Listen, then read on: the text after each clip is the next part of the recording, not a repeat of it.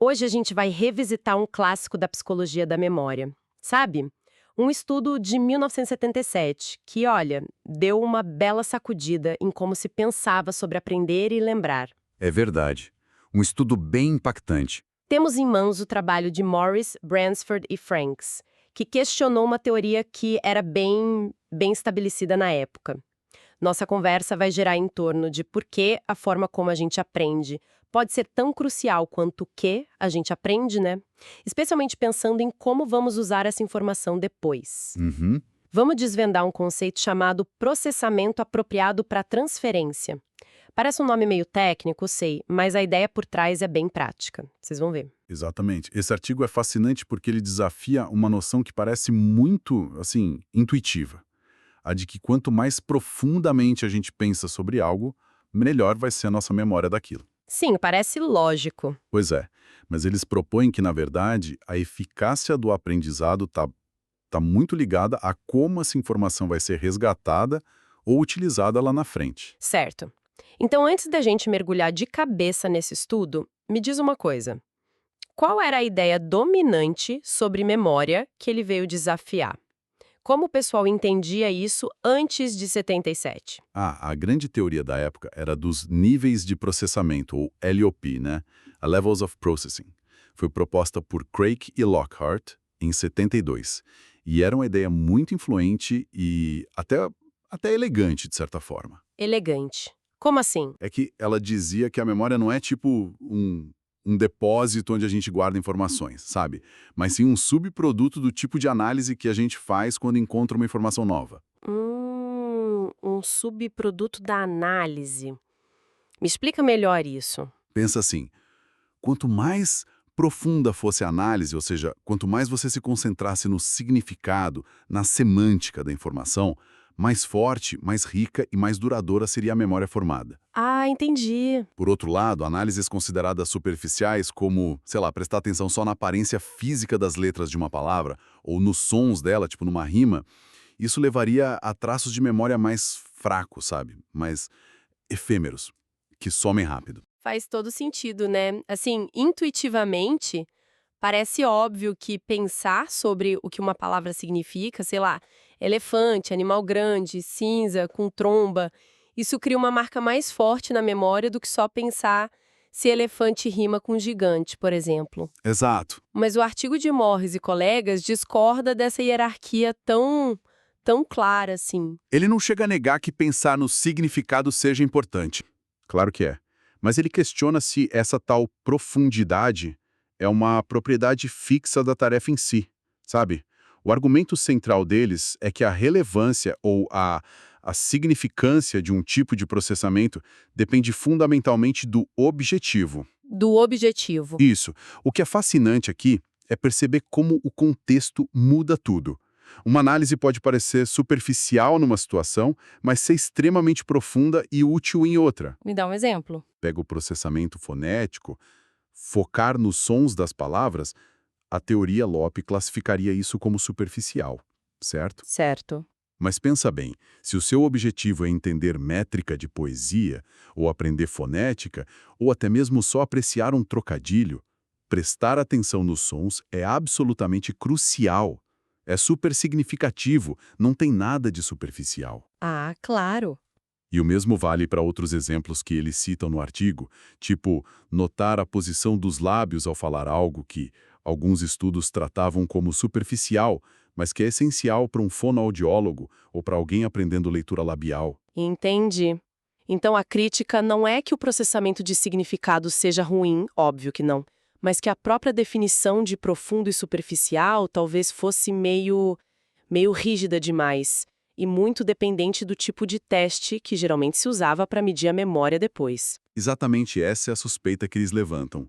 Eles argumentam que muitos dos resultados que pareciam apoiar a teoria dos níveis de processamento poderiam ser, na verdade, um reflexo da maneira como a memória era testada. Como assim? Ué, se você aprende algo focando nos sons, por exemplo, decorando rimas, mas o teste depois pede para você reconhecer a palavra original numa lista, o que geralmente depende mais do significado ou da familiaridade visual da palavra. O teste não está conversando com o aprendizado, né? Exato. Não está alinhado. Seria como... É como treinar horas para uma prova de matemática resolvendo equações super complexas e no dia da prova só caírem perguntas sobre a história dos matemáticos que criaram aquelas equações. Perfeita analogia. É isso mesmo. O seu treino não foi inútil, claro, mas ele não te preparou para aquele teste específico. Justamente, o desempenho ia parecer fraco. Aí você concluiria errado que o aprendizado foi superficial. Mas, na verdade, o que falhou foi a adequação do teste ao que foi aprendido. A memória estava lá, mas a chave para acessá-la, o tipo de teste, não era a correta. Entendi. Isso nos leva direto para a proposta deles, o tal do processamento apropriado para transferência. Como é que eles montaram os experimentos para testar essa ideia? Essa ideia de que o alinhamento entre aprender e testar é que manda. Bolaram um design experimental bem inteligente, sim. Eles manipulavam as duas pontas, tanto a tarefa de aprendizado, que eles chamam de codificação, quanto o teste de memória, a recuperação. Ok. Basicamente, os participantes aprendiam uma lista de palavras de duas maneiras diferentes. Duas maneiras. Isso. Uma era a tarefa semântica. A pessoa ouvia uma frase com uma lacuna, tipo "o tem motor prateado", e logo depois ouvia uma palavra, como trem.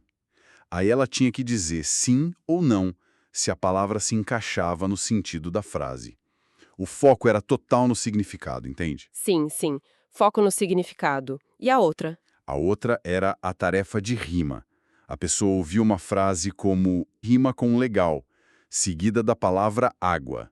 E aí tinha que julgar se rimava, sim ou não. Não. Aqui o foco era puramente no som da palavra. Certo. Uma focada no sentido, outra no som.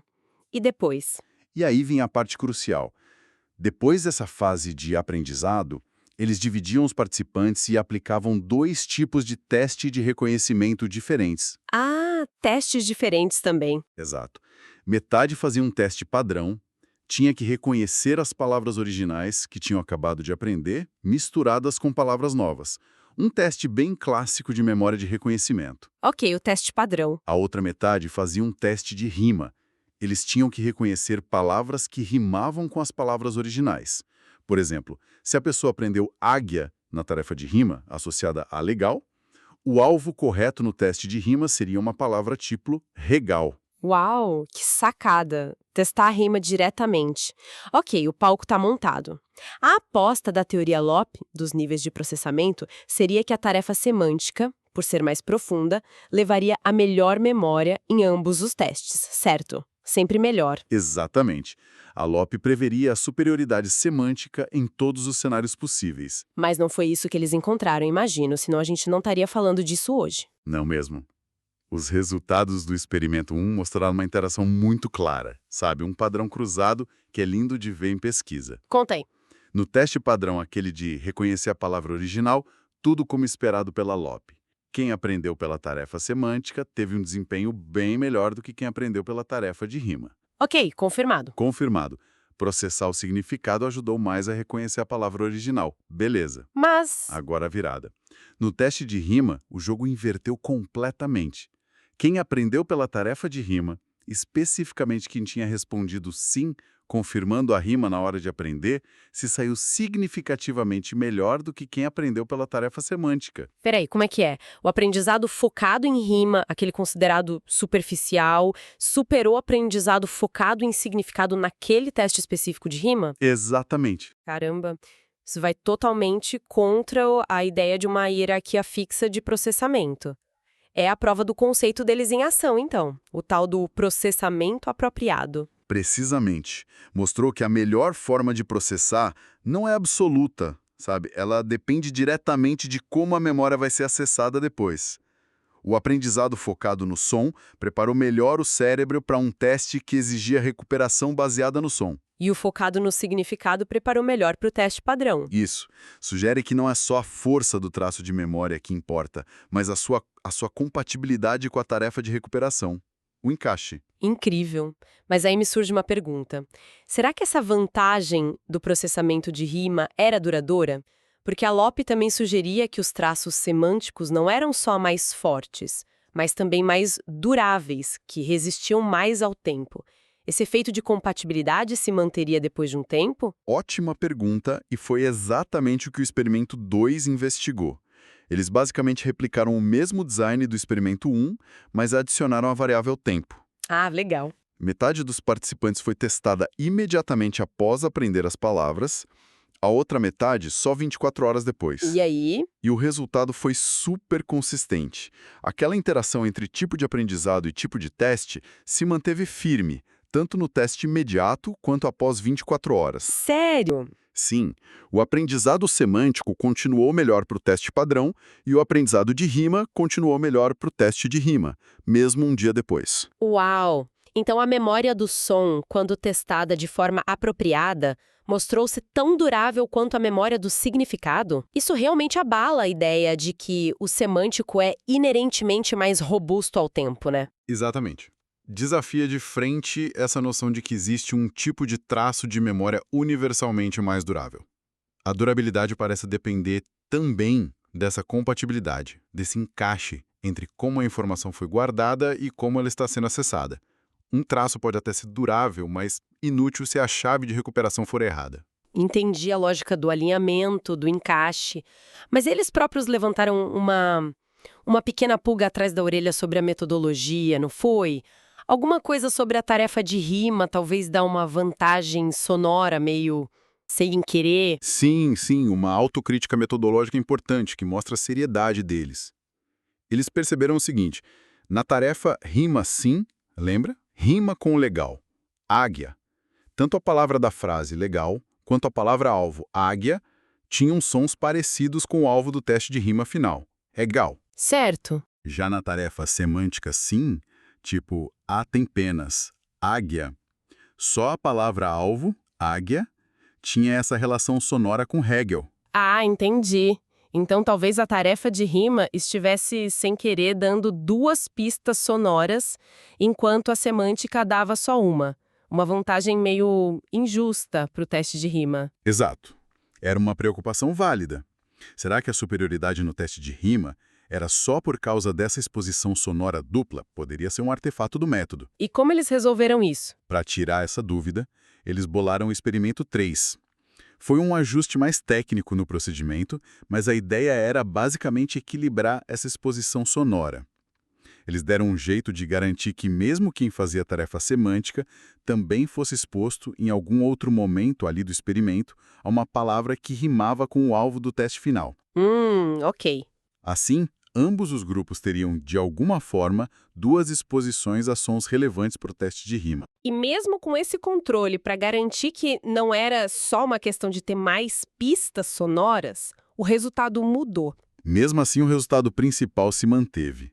No teste de rima, o grupo que originalmente aprendeu focando na rima ainda se saiu melhor do que o grupo que aprendeu focando no significado, mesmo com essa exposição sonora extra controlada. Nossa! Isso fortaleceu muito a conclusão deles. Não era apenas a quantidade de exposição sonora, era a natureza do processamento mental feito durante o aprendizado que era crucial para o desempenho no teste correspondente.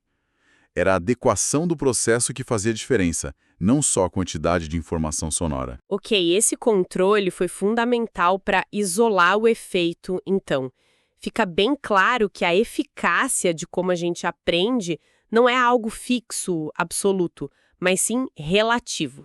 Depende dessa transferência apropriada entre o que a gente faz ao aprender e o que a gente precisa fazer ao lembrar ou usar a informação depois. Certo, vamos traduzir isso. O que tudo isso significa, assim, na prática, para como a gente aprende ou estuda no dia a dia?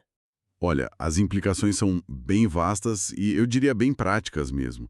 Significa que a gente tem que pensar na memória e no aprendizado de uma forma mais dinâmica, mais contextual. A ideia central é essa. A memória funciona melhor quando há um casamento, uma sintonia fina entre as operações mentais que a gente faz durante o aprendizado e as operações mentais que a gente precisa fazer na hora de recuperação. Um casamento. Isso. Se a gente conectar isso ao quadro geral, pense em quem estuda para uma prova, por exemplo. A mensagem é clara.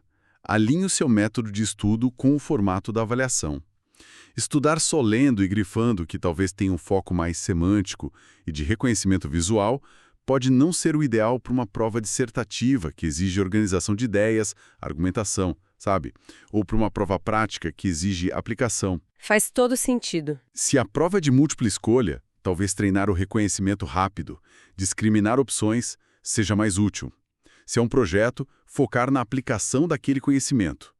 Não existe o melhor método de estudo universal.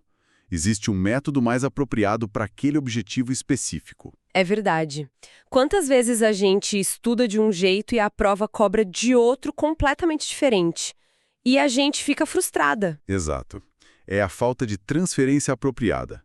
Outra implicação interessante que eles levantam é sobre habilidades e expertise. Como assim? O artigo sugere que talvez os estudantes universitários, que eram os participantes típicos desses estudos de memória na época, sejam bons em tarefas semânticas, simplesmente porque é o que a academia treina massivamente. Ler, interpretar, discutir significado. Certo, é o treino deles. Mas um poeta, um músico, um linguista, que treinam o ouvido e a atenção aos sons por anos, eles poderiam ter uma memória para aspectos fonéticos muito superior e duradouro, desde que o teste fosse adequado como o teste de rima do experimento. Não é que um tipo de processamento seja inerentemente superior ao outro, mas que a prática leva à especialização naquele tipo de processamento. Entendi. E quanto à própria palavra significado? Pelo que você falou, parece que a gente precisa ter um pouco de cuidado com ela também, né? Sim, eles fazem uma distinção que eu acho bem útil entre o significado semântico de uma palavra, a definição de dicionário, o conceito, e a significância dela para uma tarefa específica. Significância para a tarefa. Isso. Processar aspectos que não são semânticos, como o som, a forma das letras, ou até a sensação de pronunciar uma palavra, isso pode ser extremamente significativo e levar a um aprendizado super robusto se esse for o foco relevante para o que você quer fazer com aquela informação depois. Ah. Chamar esses processos de superficiais pode ser um erro de julgamento se eles forem, na verdade, essenciais para a tarefa em questão. Para um poeta, o som é tudo menos superficial. Totalmente. Então, no fim das contas, o foco muda um pouco. Não é só sobre criar um traço de memória forte e pronto, mas sim criar um traço que seja compatível com a forma como ele vai precisar ser usado lá na frente. A eficácia está nessa interação, nesse encaixe perfeito entre codificação e recuperação. É uma visão que realmente muda a perspectiva. Deixa de ser uma busca pela profundidade a qualquer custo, né? E passa a ser uma busca pela adequação ao propósito. Pensar apropriadamente para o uso futuro, seja ele qual for. Isso me faz pensar em como a gente aprende coisas fora da sala de aula também, no trabalho, em hobbies. Com certeza. Essa ideia de compatibilidade entre como aprendemos e como usamos é fundamental em tudo, praticamente. Desafia a gente a enxergar o aprendizado não como um preenchimento passivo de um reservatório de fatos, sabe? Mas como uma preparação ativa e direcionada para interagir com o mundo de formas específicas. É um processo muito mais dependente do contexto do que aquela ideia de níveis fixos de processamento sugeria lá atrás. Fica aqui, então, uma provocação final para quem nos ouve. Pense em algo que você aprendeu recentemente. Pode ser no trabalho, um hobby, qualquer coisa. Olhando para trás agora, a forma como você aprendeu estava realmente alinhada com a maneira como você precisou usar ou lembrar dessa informação depois? Fez sentido? E como essa ideia de processamento apropriado para transferência poderia talvez mudar a forma como você decide aprender algo novo da próxima vez? Acho que vale a reflexão, né? Com certeza vale. É algo para a gente levar para a vida.